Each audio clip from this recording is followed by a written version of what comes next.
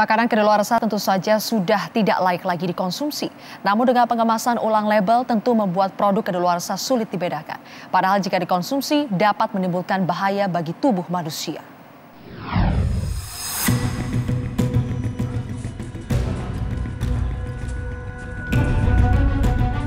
Terungkapnya sindikat pengedar produk kadaluarsa seperti PT PSR bukan yang pertama kalinya di negara ini. Publik Indonesia beberapa kali terhenyak saat pihak berwajib berhasil membongkar praktik ilegal penyebaran makanan berbahaya ini di berbagai daerah. Sepanjang tahun 2017 misalnya, berbagai razia yang dilakukan BPOM dan kepolisian menemukan berbagai gudang, toko hingga supermarket yang menjual makanan kadaluarsa.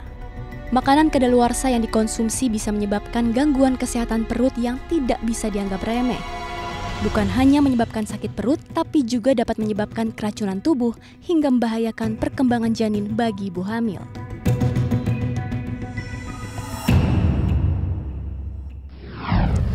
Pak Suratmono, dari temuan puluhan jenis produk makanan impor oleh PT Pandawa Rezeki Semesta ini, Pak, apa tindak lanjut yang dilakukan BPOM terhadap produk-produk makanan ini yang sudah terlanjur, Pak, beredar di supermarket ternama katanya di Indonesia? Betul. Sebetulnya begitu ada informasi itu, kita sudah perintahkan langsung kepada Balai Besar POM di DKI. Kemudian kita koordinasi dengan Aprindo untuk melakukan monitoring apakah ada produk-produk yang ditangkap di gudang itu juga beredar di supermarket di wilayah Indonesia. Dan ada memang hanya satu supermarket yang sudah ada inisialnya kan, RM kan, itu ternyata memang itu sebagian besar dijual di situ, di salah satu, dan itu memang sudah diturunkan oleh Asosiasi Retail Indonesia itu. Tentunya kalau ada merek-merek sejenis yang di beberapa supermarket, mereknya sama, tapi bisa saja, karena sesuai dengan regulasi kan boleh saja barang yang sama diimportir oleh dua atau beberapa importir. Importernya beda, tentunya dengan nomor pendaftaran yang berbeda. BPOM menerima list nama-nama supermarket yang mengedarkan produk dari PT yang PRS itu? PRS itu jujur saja kami belum terima, karena itu kan temuannya adalah oleh Polres, kemudian penyidiknya juga oleh Polres setempat. Berdasarkan koordinasi dengan Aprindo, memang yang disalurkan di PRS itu hanya di satu supermarket itu. Pak, sebetulnya kalau otoritas pengawasan impor makanan yang masuk ke Indonesia itu di Bea Cukai atau di BPOM, Pak? Ya, kalau bicara importasi kan tentunya ada kementerian lembaga terkait juga. Ketika mereka masuk kan juga harus melalui pabean, ya kan?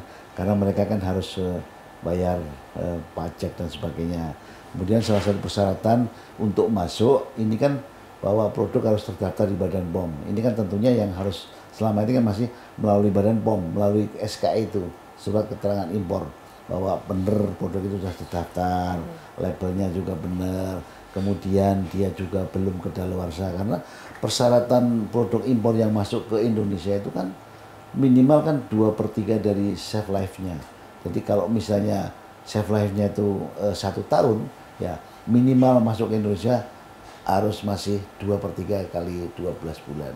Tapi yang jelas untuk pemasukan obat makanan, ya, terutama pangan yang olahan, itu sebelum masuk ke wilayah Indonesia harus mendapatkan clearance dari Badan POM.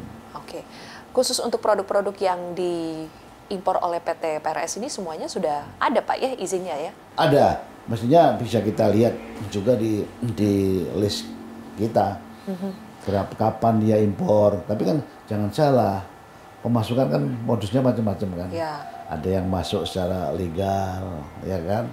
Ada yang manipulasi dokumen. Nah, ini yang harus didalami nanti. Metode pengawasan seperti apa, Pak, yang mungkin lebih efektif supaya produk-produk makanan yang diganti tanggal kadaluarsanya ini tidak terlalu lama beredar di supermarket? Jadi makanya itulah yang pengawas, salah satu bentuk yang sekarang ada deputi baru, deputi 4.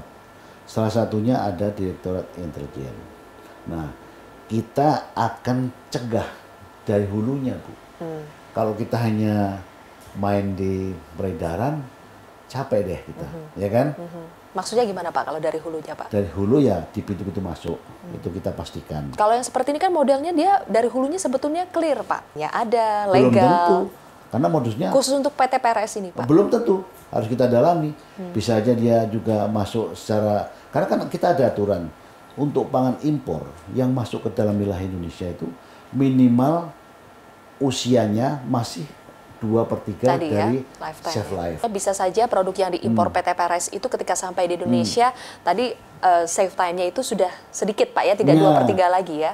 Kemudian baru diganti sama dia. Itu. Kalau kita berbicara soal edukasi, sosialisasi terhadap masyarakat yang mungkin masyarakat sudah paham sekarang, harus melihat dulu tanggal kadaluarsanya. Tapi mungkin masyarakat tidak paham Pak kalau misalnya tanggal kadaluarsanya itu diganti. Ini kan modus yang bisa dibilang apa Pak ya? Cukup baru Pak ya, diganti. Jadi bagaimana Pak edukasi yang masyarakat? misalnya gantinya hanya model yang seperti tahun lalu, itu hanya model pakai stempel yang mudah Itu hilang. kentara Pak ya? Itu kelihatan. Tapi ketika mereka sudah pakai peralatan laser, canggih. nah ini yang harus kita kalau kita sebagai petugas mungkin ngerti lah. Tapi ketika nanti masyarakat awam ini yang mungkin harus juga kita edukasi juga. Salah satu bentuk kerjasama kita dengan Aprindo itu, ya salah satunya itu bagaimana mengenali, ya kan, tanggal yang kadaluarsa. Bagaimana mengenali kira-kira labelnya diganti misalnya, seperti kasus yang PRS ini. Produk impor tidak selalu jaminan mutu, apalagi hasil menipu tanggal kadaluarsa palsu. Peningkatan pengawasan mutlak diperlukan dari hilir ke hulu proses distribusi makanan, tak lupa penguatan sinergitas kelembagaan tempat otoritas pengawasan disematkan. Masyarakat tentu tidak menginginkan produk yang dikonsumsi berubah menjadi racun mematikan. Edukasi publik harus lebih digencarkan agar mereka mengetahui produk yang masih layak dijadikan makanan. Saya Zilvia Iskandar bersama tim NSI pamit undur diri. Terima kasih. Sampai jumpa. Metro TV, knowledge to elevate.